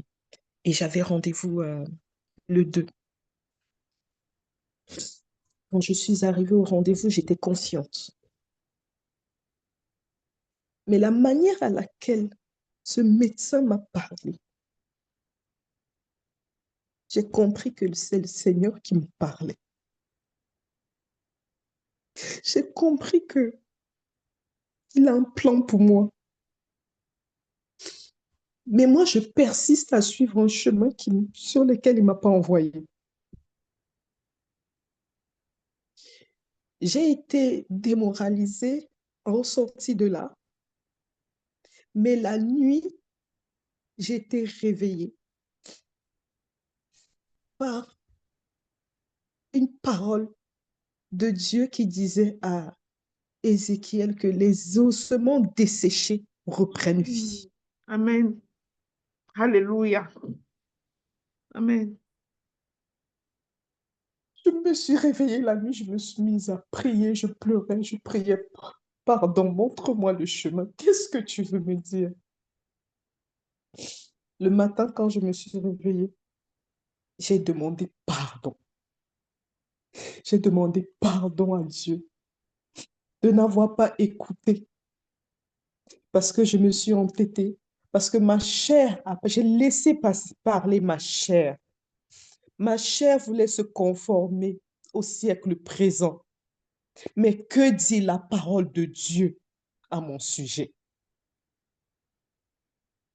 J'ai compris que Dieu a un plan pour moi sur différents aspects de ma vie, que ce soit professionnellement, que ce soit socialement, que ce soit sur le plan familial.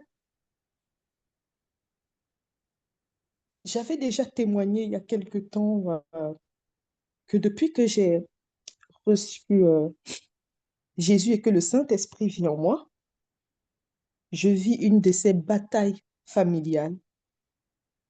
Ma mère est même venue chez moi pour dire ce qu'elle avait à dire. Et avec les enseignements, comme vient de le rappeler Maman Lina, que nous devons prier pour tous ceux qui nous attaquent. Nous devons prier pour tous ceux qui nous envoient des paroles désobligeantes. Je me suis coupée depuis ce temps de ma famille parce que j'avais besoin vraiment d'être concentrée dans la parole. Mais ces derniers temps, l'esprit me titille. Ça tourne autour de moi. Ça a commencé parce que ma mère est dialysée. Et ces derniers temps, c'est d'abord le centre de dialyse qui m'avait appelé pour un souci. Enfin, c'est pas qu'avec moi qu'il y a les problèmes. En fait, la famille est complètement explosée dans les problèmes. Quand bien même je me suis isolée, mais c'est l'hécatombe. C'est l'hécatombe dans ma famille en ce moment. Mais de temps en temps, le service qui s'occupe de l'entretien, du ménage de maman ne fait que, quand il y a un souci, c'est moi qui les appelle. Pourtant, je suis en région parisienne. Il y a au moins 5 personnes sur Strasbourg, ils les appellent. Enfin, quand bien même ils les appellent, c'est toujours moi qu'on appelle. Et ces derniers jours, pas plus tard que la semaine dernière, le service est venu pour l'entretien. Ils ont sonné à la porte. Ils n'ont pas pu avoir maman, ils n'ont pas pu intervenir. Et les dames m'appellent avec insistance. Oui, on a peur que votre maman ait fait le malaise, tout ça. Je dis, écoutez, je ne pense pas. Je sais que je reste quand même connectée, bien que je sois loin, je reste quand même connectée avec eux. Anyway, on ne sait jamais. Mais je n'avais pas peur, je n'avais aucune crainte. J'appelle le centre de dialyse à l'heure à laquelle maman est supposée être en dialyse. Il me reçoit que non, il n'y a pas de souci, elle est là, tout se passe bien. Je dis, OK, je rappelle le service en leur disant que non, tout va bien. C'est juste que, mais passez le soir parce qu'elle va être fatiguée de par ses soins. Je comprends maintenant que ma reprise, mon refus, le refus de reprise de travail me demande à aller faire ce que l'esprit me demande d'aller faire à Strasbourg. Il m'a choisi pour la restauration de ma famille. Il est en train de m'équiper, mais je n'ai pas que ma famille embryonnaire avec mes enfants, mais j'ai une famille dans laquelle je suis née. Papa n'étant plus là, j'ai le sentiment que c'est moi qui ai été choisie. Et quand j'ai compris cela, j'ai pris la décision parce que dans toutes les sphères de ma vie, que ce soit financier, tout est bloqué, tout est à l'arrêt. J'ai dit, d'accord, je vais faire ce que tu me demandes. Je vais y aller. Parce qu'entre-temps, il y a eu tellement d'explosions que maman n'est même plus. Parce que quand papa est décédé il y a 1 an, avec sa fatigue et tout, on a dû rendre son appartement pour qu'elle soit accueillie chez une de nos sœurs. Ce qui, au préalable, papa habitait quand il était en vie. Mais il y a eu un clash familial. Papa a dû être récupéré par une autre sœur. Le même scénario est en train de se reproduire avec maman. Maman a dû partir illico presto de là. Elle est recueillie par un autre enfant. Et là, je reçois que l'esprit me demande d'aller faire le travail pour lequel il m'a missionné. Déjà, aller parler à ma mère, lui demander pardon, bien qu'elle m'ait offensé, mais je vais lui demander pardon. Et l'inviter à faire appel à Dieu pour rassembler ses enfants autour d'elle. Je bénis le nom de l'Éternel parce que en 2015, quand on est allé au Cameroun pour ma dot, on a fait le mariage civil au Cameroun. Mon père avait une compagne. Mes parents sont séparés depuis que je suis toute petite. Ça a toujours été beaucoup de clash dans la famille. Et nous, les enfants, avons grandi et à chaque fois que papa avait une relation, les compagnes faisaient toujours tout pour nous éloigner de notre père. Et nous avons une connexion très forte avec notre père. Ce qui fait que quand on venait rendre visite à notre père, on ne mettait pas 1 heure. Nous mettions plus de temps au restaurant à l'extérieur pendant des heures et des heures à discuter avec notre père, mais pas dans la maison de papa. Papa est tombé. Il a fait l'AVC en 2018. Je coupe court parce que cette année-là, après ma dot, le jour de mon mariage civil, il y a eu une bagarre à la maison qui a été initiée par cette femme. Ma coiffeuse a commencé à me mettre en alerte en disant, il se passe quelque chose, ça sent pas bon ici. Il y a de très vilaines énergies. Où est ta mère? Je lui dis, ma mère ne peut pas voyager, les médecins n'autorisent pas. Depuis, elle est à 12% d'autonomie rénale, elle ne peut pas voyager. Elle dit, ah, je comprends, mais ça ne sent pas bon. Mon père a déclenché des mauvais langages me concernant.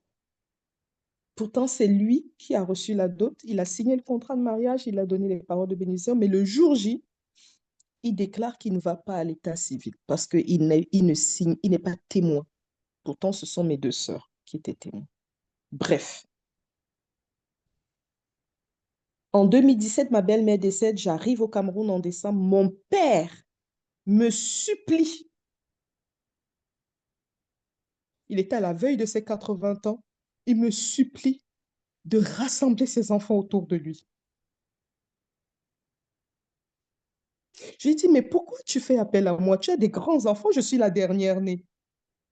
Il me dit, il n'y a que toi, Dorine. Il n'y a que toi qui peux faire ça.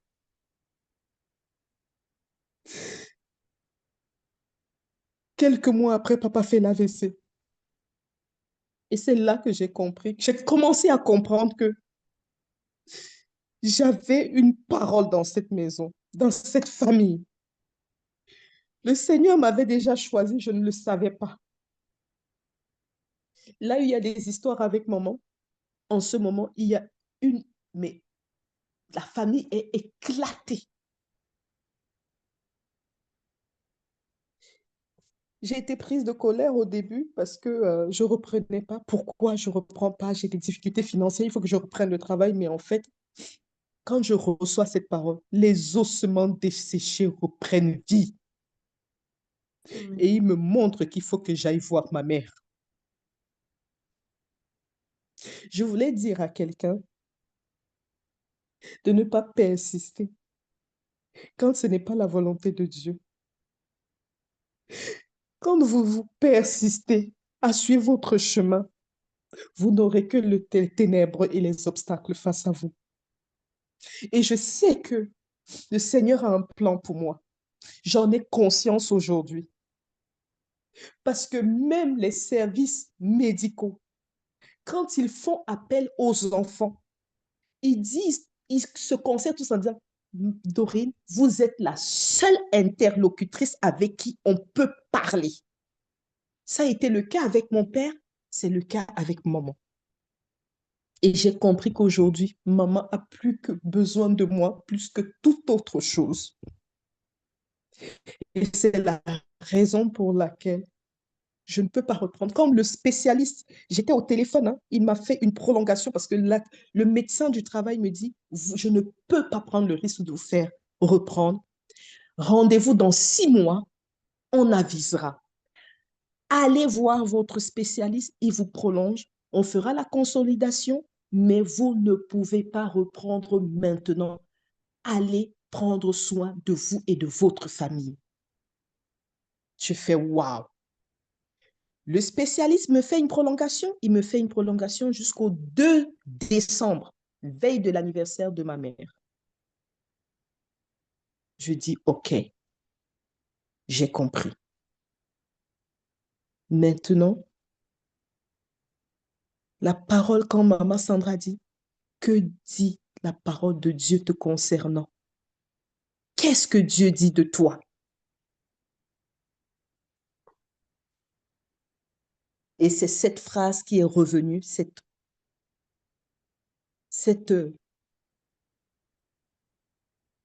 parole de Dieu qui disait que les ossements morts doivent reprendre vie. Et je la laisse à tout un chacun pour que vous soyez bénis par cette parole. Parce que les témoignages de maman Sandra concernant sa sœur montrent bien que quand on marche sous la parole et la volonté de Dieu, il a un plan pour nous. Amen. Soyez bénis. Merci pour la parole, maman. Amen. Je rends grâce à Dieu et tout ceci pour la gloire de notre Seigneur. Mais Dorine, j'ai une parole pour toi. J'ai une recommandation plutôt pour toi. J'ai un livre que j'ai écrit, Dorine. Le titre, c'est Le cri de la destinée. Le sous-titre dit Quand l'appel de Dieu sur ta vie ne peut plus attendre. Dieu a un plan. Je te demande, Je te prescris de lire ce livre-là. Avant toute chose, avant toute décision, va lire d'abord ce livre-là. Quand tu auras fini de lire, viens discuter avec moi. Avant toute chose. Va lire ça, comme si ta vie en dépendait. Lis, et puis tu reviens. Il y a beaucoup de messages dedans pour toi. Va chercher sur Amazon le cri de la destinée. Si tu cherches juste, tu écris juste Lina Roba, tu vas voir tous les livres, tu vas voir celui-là.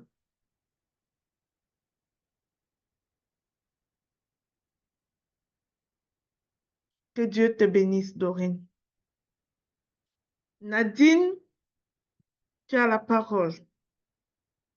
Gloire à Jésus. Merci, maman. Sois bénie. Amen. Je suis tellement les témoignages que je reçois depuis, c'est mon histoire pratiquement. Maman Linda, tu nous as enseigné sur la marche avec le Saint-Esprit. Tu nous as enseigné, tellement tu nous as enseigné depuis le début d'année, depuis la deuxième année où je suis dans le réseau Ta Seconde Chance. Je déborde de joie, je ne sais même plus, je n'ai pas de mots. L'histoire de maman Florence m'a tellement touchée et voilà Dorine aussi. Tout ça, c'est moi. Tout ça, c'est mon histoire pratiquement. Je suis allée avec le comité d'intercession dernièrement et j'avais déposé mon sujet de prière concernant ma fille qui a fugué depuis. Elle fuit la famille pratiquement. Et partout là où elle va, dès que je me mets en contact avec elle, elle me fuit. Et cette nuit, entre 4 heures du matin et 5 heures, le Saint-Esprit m'a révélé où était ma fille. Dans mon ancien quartier, et m'a montré même une maison dans laquelle elle habitait, qui était une maison à étage. Et je suis arrivée jusqu'à là, pas directement, mais à travers des gens qui me disaient qu'ils la voyaient, on m'a conduit jusqu'à cette maison.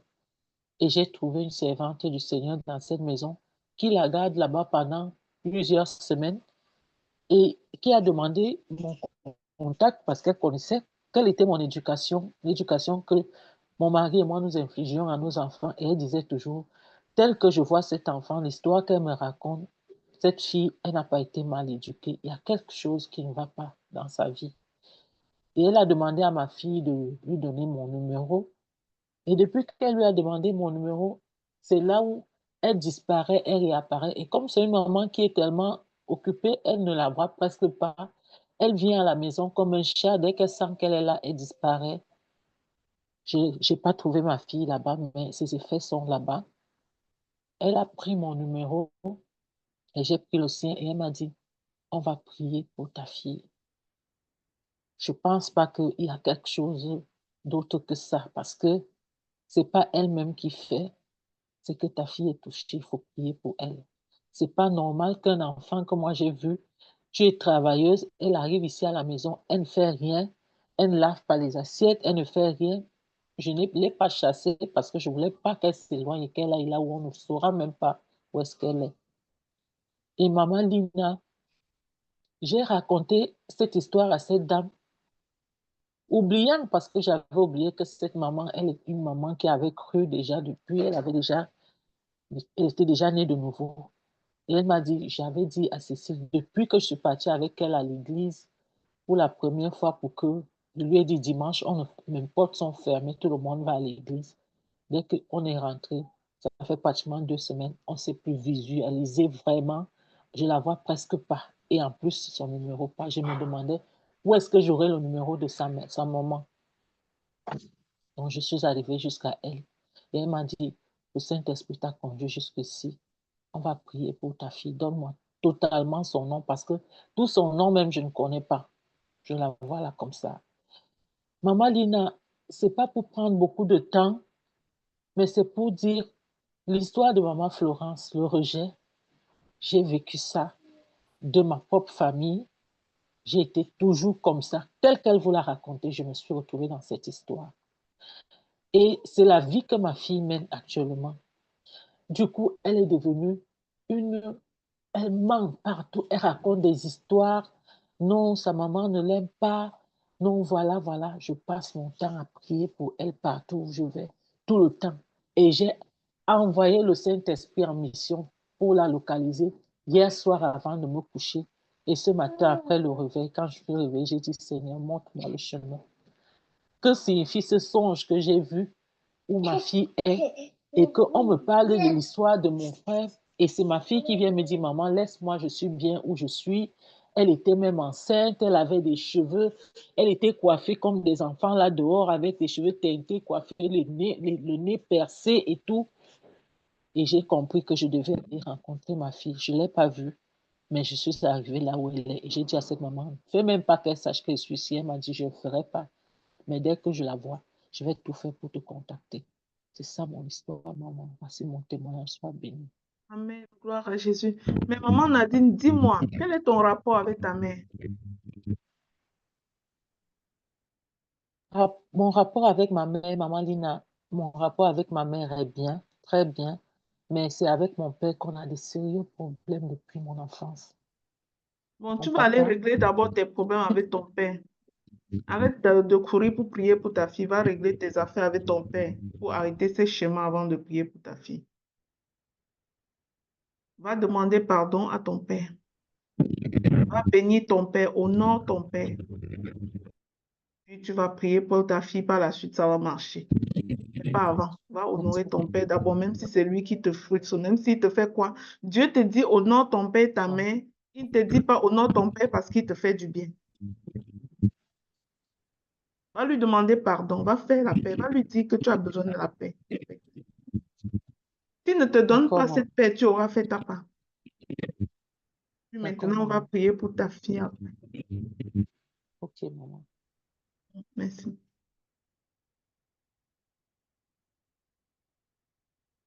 Voilà, je pense que c'est la dernière. Je voyais Papa Guy qui avait levé sa main depuis. Est-ce que tu as encore quelque chose à dire, champion? Sinon, ça va être la fin. Non, c'est correct. On va mettre ça pour demain. Soyez bénis. Super. Alors, soyez fortifiés, les mamans, les papas. Merci d'avoir donné votre temps ce samedi pour qu'ensemble, on bénisse le nom de Jésus, on lui rend toute la gloire. Rendez-vous demain matin pour une autre journée bénie, pour un autre message oint par le Seigneur. Que Dieu vous bénisse abondamment. Bonne fin de semaine. Amen. Merci.